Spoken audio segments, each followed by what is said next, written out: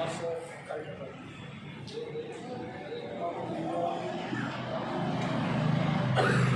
बहुत कम है, या तो सूचना कम है, तो सूचना है तो पार्टी को हल्के में लेते होंगे, या फिर अपने आप को कोई पार्टी से बड़ा समझते करते तो पार्टी क्या है कहीं भी सब कुछ पार्टी के बहुत पीछे देती है।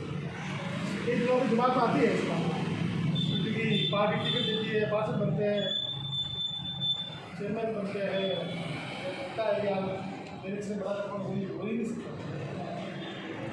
आता है बहुत सारे लेकिन पार्टी से बड़ा कोई नहीं। पार्टी शुरू हो रही है, भारत के प्रधानमंत्री बड़े हैं विश्व के नेता है, लेकिन वो भी पार्टी से बड़े नहीं, वो भी पार्टी के लिए सर्वोपरि पार्टी है। और पार्टी की इतनी बड़ी पार्टी कि आज पूरा विश्व भारत की तरफ देख रहा है, इतनी बड़ी पार्टी है और दुनिया दीवानी हुई इस पार्टी में। अगर किसी कार्यकर्ता को लगे मेरे हिसाब से चल रहा है सब कुछ, तो जनता इस पार्टी की दीवानी है। कार्यकर्ता करेगा नहीं करेगा, लेकिन जनता पागलों की तरफ इस पार्टी के पीछे पड़ी है। और इसका कारण क्या है? इसका कारण हमारा इतिहास, जनता इतिहास देख रही है। आप और हमने कुछ नहीं किया। जो पुराना इतिहास था इस पार्टी का, वो ऐसा इतिहास था, ऐसे ऐसे नेता थे।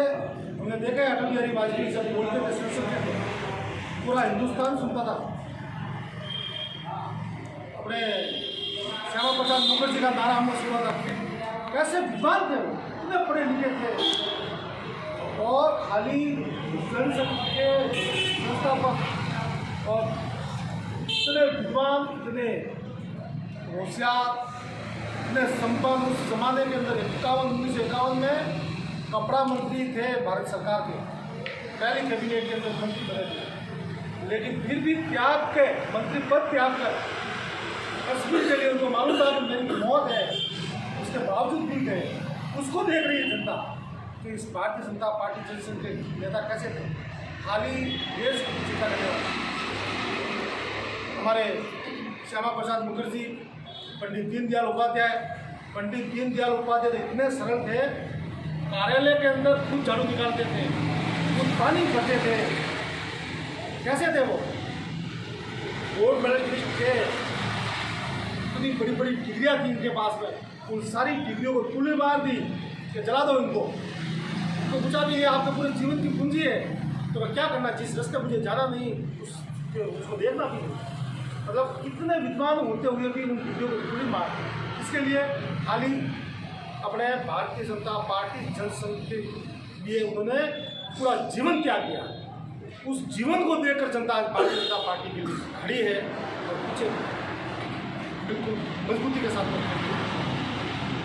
ऐसे ऐसे नेता, अशोक सिंघल सुना था नाम, विश्व हिंदू परिषद में अशोक जी सिंघल का पूरा परिवार अरबोपति था, खानदानी पैसों वाले थे।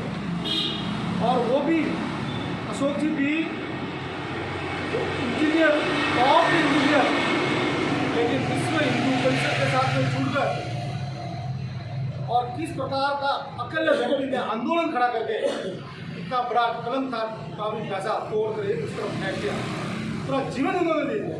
मतलब इस पार्टी में ऐसे ऐसे विद्वान, ऐसे ऐसे पार्टी के नेता हुए जिन्होंने सर्वस्व को पूरा जीवन समर्पित किया, तब जाकर ये पार्टी यहाँ खड़ी हुई है। आज अपने को लग रहा है कि भारतीय जगह जगह पूरे हिंदुस्तान के अंदर भारतीय जनता पार्टी का परचम लगा रहा है। छोटे से छोटे गांव में कार्यकर्ता झंडा लेकर उठता है भारतीय जनता पार्टी। ये मजबूत पार्टी ऐसे नहीं हुई।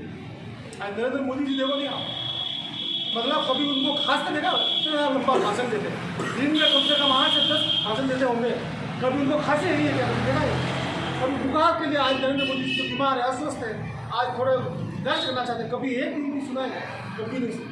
रात दिन एक दौड़ रहे हैं देश के लिए, पार्टी के लिए। किसके लिए कर रहे हैं? क्या है इनमें? उनके कोई कमी है क्या? लेकिन उसके बावजूद भी एक दिन का रेस्ट नहीं, सिर्फ अपने देश को मजबूत करने के लिए काम कर रहे हैं।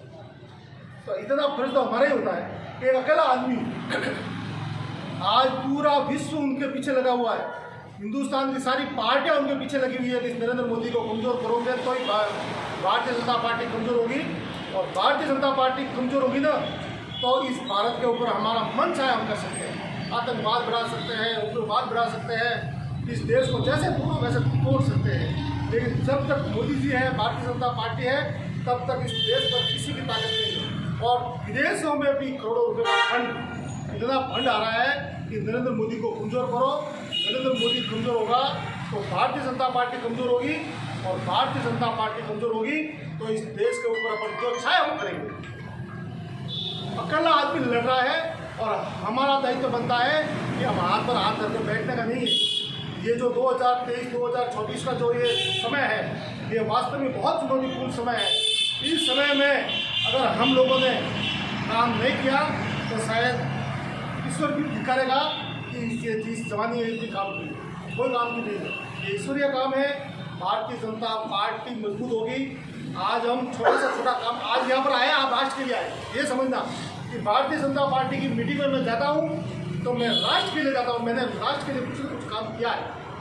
आज पार्टी हमारी कहती है पर्यावरण बचाने के लिए काम, तो सबको वृक्ष लगाना, ये राष्ट्र का काम है। कोई कचरा पड़ा उठाकर इधर फेंक रख दो, ये राष्ट्र का काम है। छोटे से छोटा काम करना राष्ट्र का काम है, और राष्ट्र का काम करने वाला केवल और केवल भारतीय जनता पार्टी का कार्यकर्ता है, इसके अलावा कोई नहीं। हमारा संस्कार ही हमको पार्टी ने यही दिया है। इसलिए आप सभी कार्यकर्ताओं से मैं निवेदन करता हूँ, यह समय जो कालखंड हमारा है, इसके लिए आप सबकी जिम्मेदारी बनती है।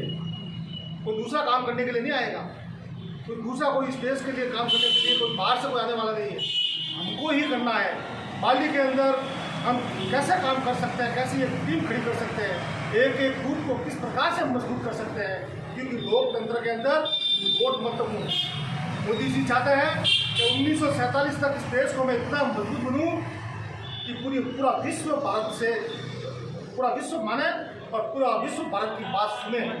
लेकिन दूसरी तरफ एक ताकत और लगी हुई है जो 2047 तक इस भारत को इस्लामी राष्ट्र बनाने के लिए बहुत बड़े जोरों के साथ में काम कर रही है। इस बात को समझना है।